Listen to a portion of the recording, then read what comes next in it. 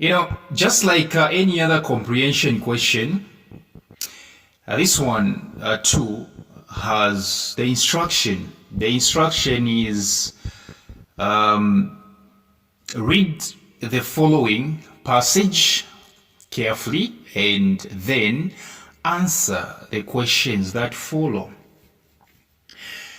So imagine going through the entire passage and then you go to the questions. And then you reach question 1, it says in paragraph 2, okay, which means this question is directing you to paragraph 2.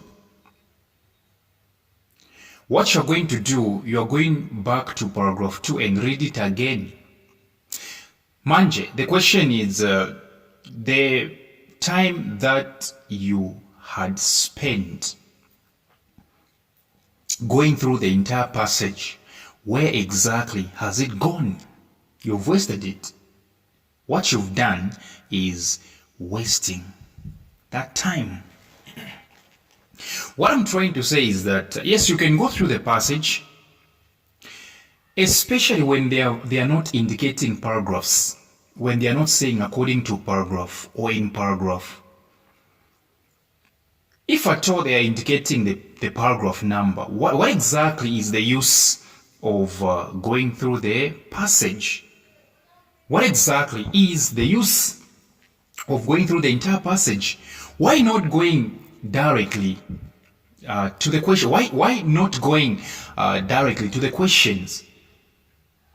Because even after going through the entire passage, and then you reach the question segment, you'll be going back to the passage, rereading the passage. So what exactly do you do? Don't go through the passage. That's what I'm saying. Don't go through the passage, especially if at all the paragraph numbers are indicated in the questions themselves. So let's go to question 1. That's what I'm saying. Let's go to question 1. Let's not go through the passage. All right, that is a sheer waste of time.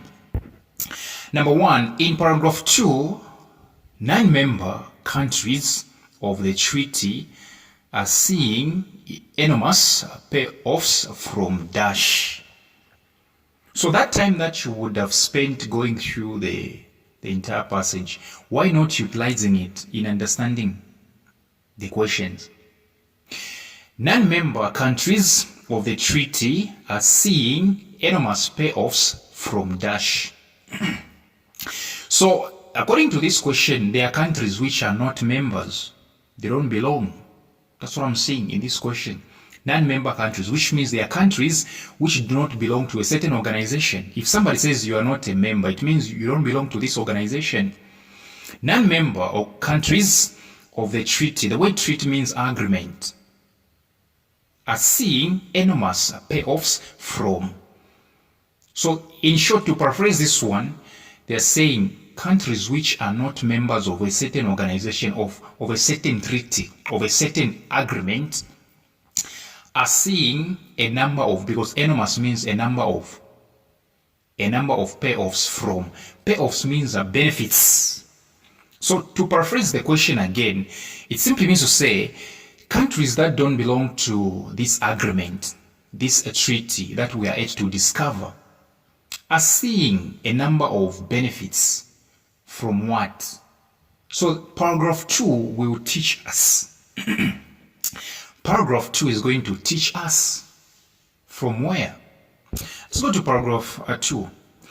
It's saying, however, this remarkable treaty is now threatened by materialistic dreams. Remember, it's saying threatened. However, this remarkable treaty is now threatened by materialistic dreams, which means there are certain people or countries, we don't know, there are certain people or countries who are materialistic in their mind, okay, and they want to take advantage of the treaty, the agreement, which means they want to use the treaty dubiously. if you know what I'm talking about. Some non-member countries are foreseeing enormous payoffs from fabulous resources that may be waiting to be discovered under Antarctica's frozen lid. Where are they seeing benefits? Where are they foreseeing payoffs? The sentence is saying from fabulous resources that may be waiting, which means they might not be there waiting.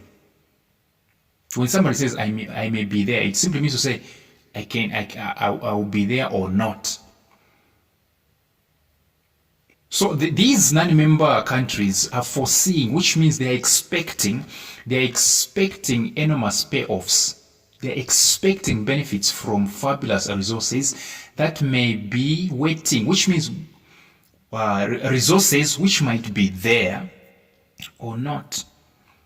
So these non-member countries are simply foreseeing, they're simply expecting that there's some resources out there. There might be resources. They are also not sure. Okay, that's why the sentence is saying waiting to be discovered. That may be waiting to be discovered, which means they might not be there. They might not. These resources might not be there under Antarctica's frozen lid. So these non-member countries, if you check very well, they're simply foreseeing, they're simply expecting something. They're expecting to benefit from something they're not even sure of. Ladies and gentlemen, comprehension is about you using your brain. You get the point, right? So now let's go back to the question. The question was saying, non-member countries of the treaty are seeing enormous payoffs from where? And of course, the answer is D. From the oil fields and mineral deposits. That may be, which means maybe they're not even there actually. Okay, maybe they're not even there actually. Okay, that's how we answer comprehension.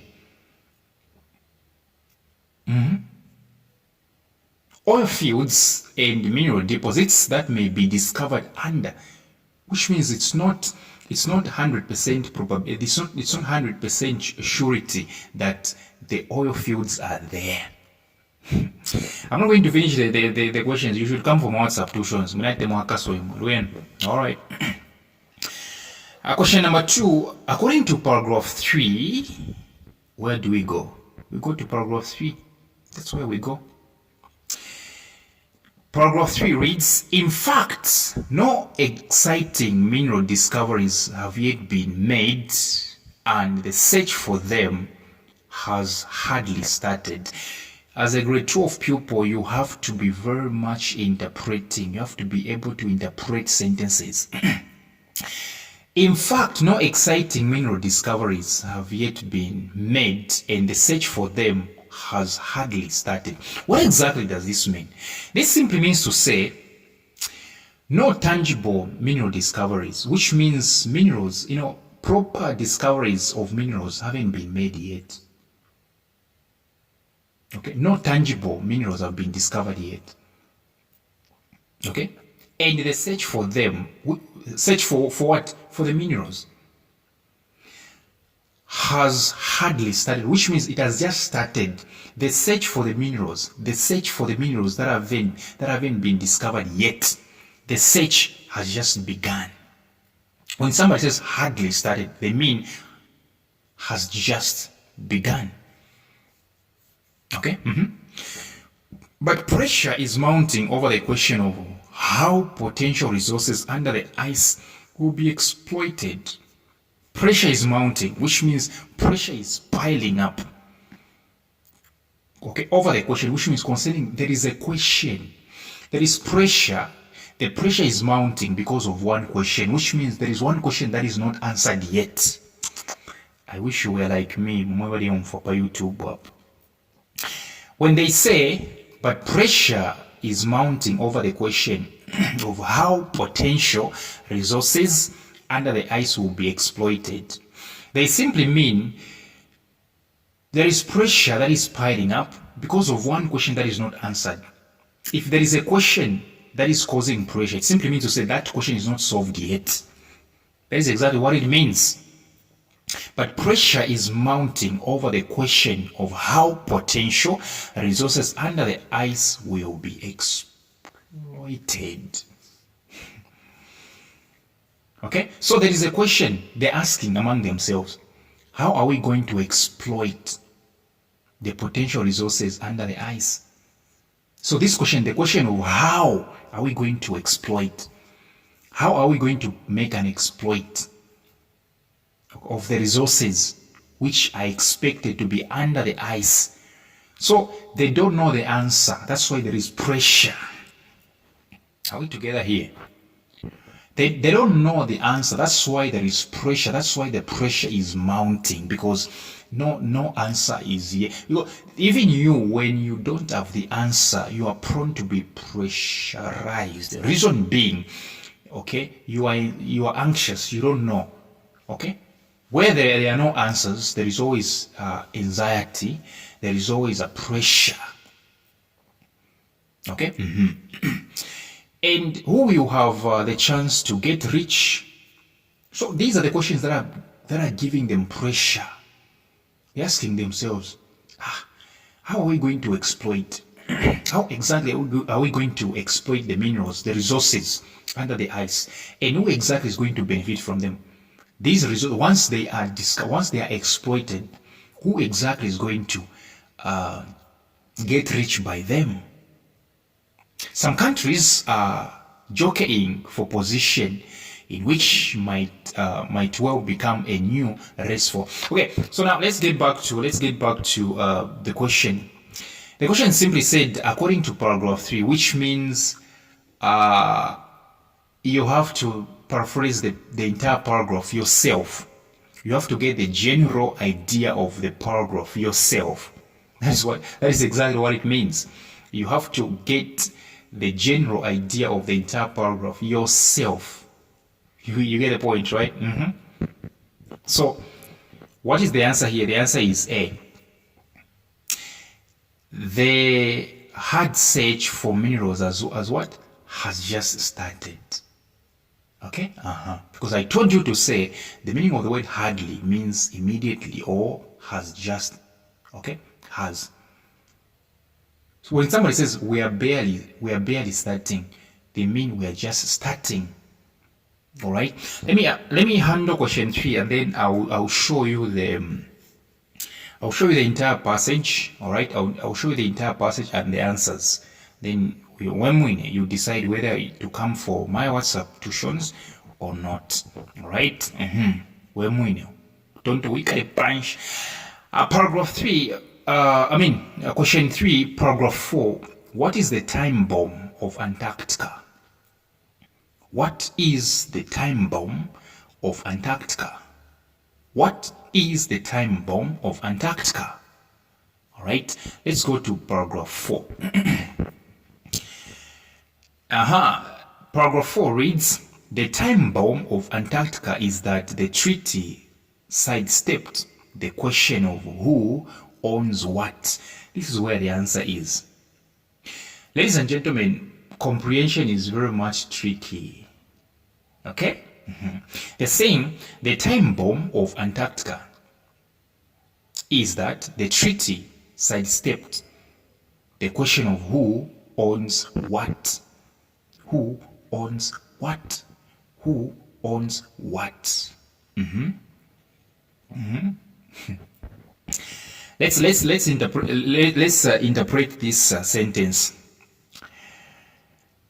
The word bomb, or let me say the time bomb. The time bomb is whereby you set an alarm and then the bomb explodes on its own automatically. That's what it means.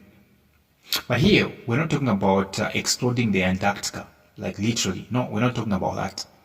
Here they're simply talking about how something will be revealed, because to explode is actually to be revealed, okay, to be pulled out.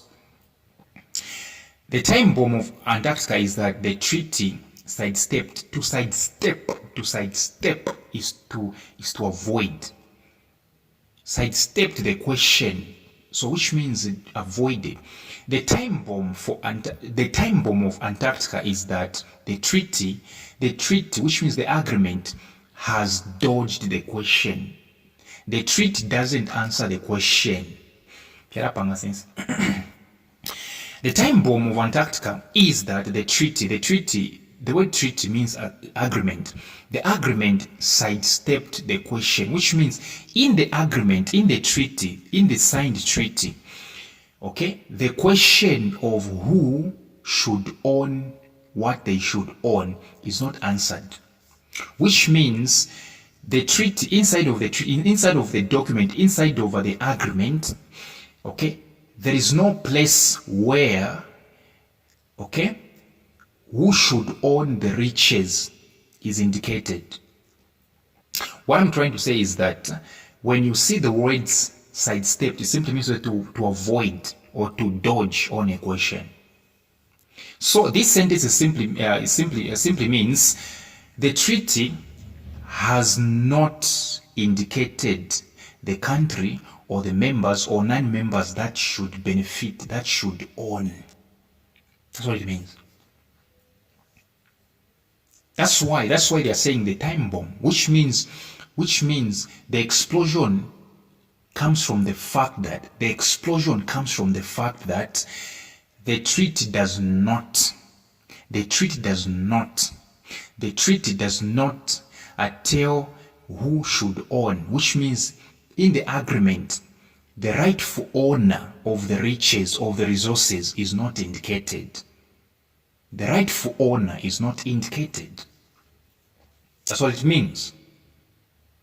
Okay, that's the time. So all the quarrels, all the disagreements, all the explosions, all right, they're emanating from the fact that the treaty does not. It's like leaving a will, and in the will does not declare who should own the property. The treaty has sidestepped. So looking at the answers, let's go to the answers. What could be the answer here? The answer is B, actually. The treaty nations did not apportion the resources of Antarctica. That's the answer. That's the answer.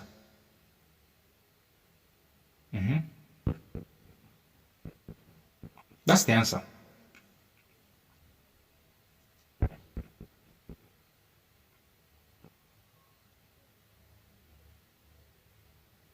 True that. Let me explain this. Morning. The sentence said the time bomb is that the treaty has sidestepped. So the time bomb is dodging. The time bomb is the sentence said the time bomb of the Antarctica is that the treaty has sidestepped. Okay? So the time bomb is dodging. The time bomb is that the treaty has dodged the question. Okay? The time bomb is that the treaty doesn't include the person who should own this. Okay? So that's the time bomb. So the answer is B. A looks like the answer. No. Actually, the time bomb is the dodging, actually. The treaty has dodged the question. That's the time bomb. Okay? The time bomb is not exactly the question. It is the dodging. All right? So now let me show you the entire passage slowly but surely. Let me show you the entire passage. Okay? This is the passage. Yeah, get to know the passage, and then I'll give you the answers. I'm pretty sure that you know question 10 is mostly about synonyms or antonyms. Synonyms are words of the same meaning. Antonyms are words of opposite meaning. Yes. True that. Yes. Synonyms are words of the same meaning. Yes. Antonyms are words of the opposite meaning. Yes.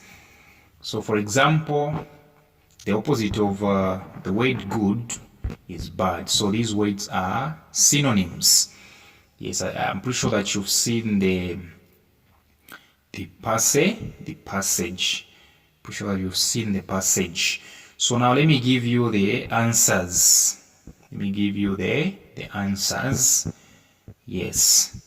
So you continue from question 4. The answer is A.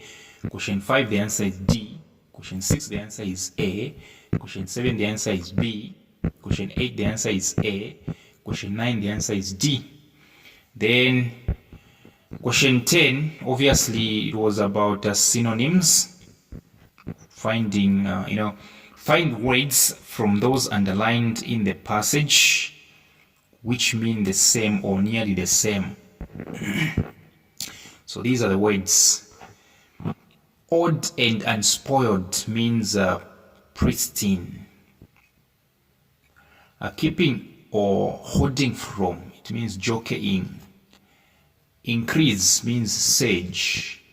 Work in partnership means collaborated. Yeah, so these are the answers. So thank you very much for your time, and make sure that you come for my WhatsApp tuitions.